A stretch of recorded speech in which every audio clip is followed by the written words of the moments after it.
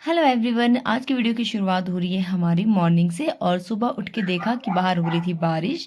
आज है महाशिवरात्रि। सबसे पहले आप सभी को महाशिवरात्रि की बहुत सारी शुभकामनाएं। आज के ब्लॉग की शुरुआत हो रही थी कुछ ऐसे। जो तो घर के काम होते हैं डेली वाइज, वो तो हमेशा ही करने पड़ते हैं, फिर चाहे शिवरात्रि हो या दिवाली हो। तो मैं भी अपने कामों से फ्री होके नहा धो के हो गई थी फ्री। तो फिर मैंने देखा थोड़ी देर बाद आए थे एक भैया फेरी वाले। तो उन्होंने बेडशीट और सूट लेके आए थे, तो मम्मी ने भी इनसे लिए। जैसे आज शिवरात्रि है तो शिवरात्रि के दिन फास्ट होता है, तो हमारे घर पे फास्ट सिर्फ पापा का था और किसी का भी नहीं था। मेरा भी पहले फास्ट हुआ करता था शादी से पहले, लेकिन शादी के बाद जैसे तख्त की वजह से मैं फास्ट नहीं रख पाई, क्योंकि तख्त के टाइम मुझे बहुत ज़्यादा भूख लगती थी। तो जिस वजह से मैं फास्ट नहीं रख पाई, तो मेरा भी टूट गया था। तो आज सिर्फ पापा का ही फास्ट था। तो पापा यहाँ पे बना रहे थे शिवरात्रि के लिए जो महादेव का चिन्ह होता है ना, जो बम्बेल, कीप, बेखल और कुबिश के द्वारा तैयार किया जाता है। आप लोग इसे क्या कहते हैं, आप लोग कमेंट करके जरूर बताना।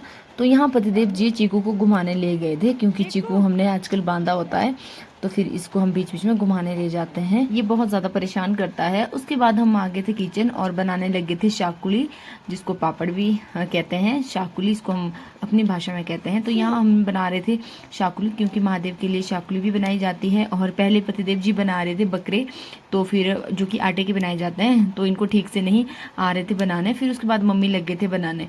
जब हम बहुत छोटे थे तो मुझे आज भी याद है, हमारे दादू बनाते थे बकरे, बाग और भी बहुत सारी चीज़ें आटे से बनाई जाती थी। और हमें बहुत ज़्यादा शौक होता था कि हम सुबह खेत जाए और वहाँ से गेहूँ, जौ और कुबिश, बम्बेल, ये सब चीज़ें इकट्ठा करके महादेव के लिए लेके आए। तो यहाँ देखो पतिदेव जी ने कैसा टेढ़ा सा बकरा बनाया है। अब बारी आ गई थी बड़े बनाने की। बड़े बनाने के लिए मांस भिगोए थे, लेकिन इतने ज़्यादा अच्छे नहीं थे और इसे मतलब ये काले छिलके निकालना काफ़ी मुश्किल था।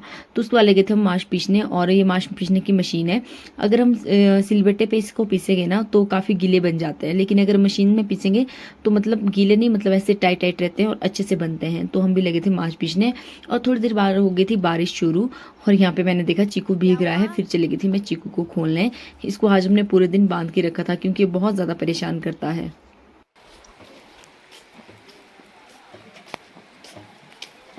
तो आज शिवरात्रि के दिन बारिश भी हो रही है। जितना ज़्यादा बारिश होगी उतनी अच्छी बात है। देखो परे गेट के पास दूसरा लल्लू आ गया, छोटा सा। अब टाइम हो गया था पोल्डू बनाने का, तो यहाँ लगे थे मैं पोल्डू बनाने। और कई जगह इसको पकैन भी बोलते हैं और भी कई नामों से जाना जाता है। तो आप सिंपल नाम में कहूँ तो पूरी भी कह सकते हैं, पर पूरी से थोड़ा सा अलग होता है। तो यहाँ लगी थी मैं पोल्डू बनाने। और इसके बाद और भी बहुत ज़्यादा काम अभी हमारा पेंडिंग में था। अभी हमने बड़े भी बनाने थे, तो बड़ों के लिए माश को तो पीस लिया था, लेकिन इसको मसालों के साथ अच्छे से फेंटना था।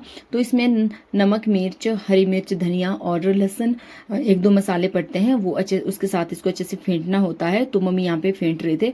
तो उसके बाद मैंने बनाए बड़े, जो कि आपने मेरी वीडियोस में देखा होगा, जो कि मैंने छन्नी के ऊपर बनाए, जो कि बहुत ही ज्यादा अच्छे बने। हमारे सभी काम कंप्लीट हो चुके थे। अब वो टाइम आया जिसका इंतजार हम सुबह से कर रहे थे, वो है महादेव की पूजा करने का इंतजार। तो अभी पापा कर रहे थे महादेव की पूजा।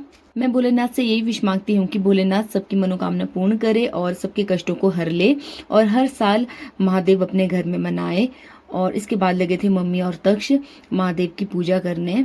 आई विश आप सभी ने भी महादेव को ऐसे मनाया होगा या फिर इससे भी बहुत अच्छे तरीके से मनाया होगा। कमेंट बॉक्स में जरूर बताना कि आपने किस रीति रिवाज से महादेव की पूजा की। और उसके बाद लगे थे पतिदेव जी महादेव की पूजा करने, और फिर आया मेरा नंबर। तो हम पूरे परिवार ने, हम सब ने महादेव की पूजा करी। इसी के साथ मैं ब्लॉग का एंड कर रही हूँ और मिलती हूँ आपको नेक्स्ट वीडियो में। तब तक के लिए पेज को फॉलो करें, लाइक करें, शेयर करें और प्यारे प्यारे कमेंट करना बिल्कुल भी ना भूलें। महादेव आप सभी के जीवन में बहुत सारी खुशियाँ लेके आए और आप सभी भी अपने घर में महादेव की शिवरात्रि इस तरह मनाएं।